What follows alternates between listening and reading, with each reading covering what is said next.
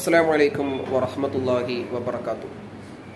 നമ്മുടെ ജീവിതത്തിൽ ഏറ്റവും കൂടുതൽ മോട്ടിവേഷൻ നൽകുന്നത് വിശുദ്ധ ഖുർആനും തിരുനബി സല്ലല്ലാഹു അലൈഹി വസല്ലമ തങ്ങളുടെ ജീവിതചര്യയാകുന്ന തിരുസുന്നത്ത് അഥവാ ഹദീസും പണ്ഡിതന്മാരുടെയും പൂർവ്വഗാമികളുടെയും ജീവിത രീതികളും അവർ നമുക്ക് പകർന്നു തന്ന സന്ദേശങ്ങളുമാണ്. വിശുദ്ധ ഖുർആനിൽ ഉടനീളം നമുക്ക് നമ്മുടെ ജീവിതത്തിൽ പകർത്താവുന്ന പരാജയങ്ങളിൽ നിന്ന് കരകയറാൻ സാധിക്കുന്ന എത്രയോ മോട്ടിവേഷനുകൾ നമുക്ക് കാണാൻ സാധിക്കും.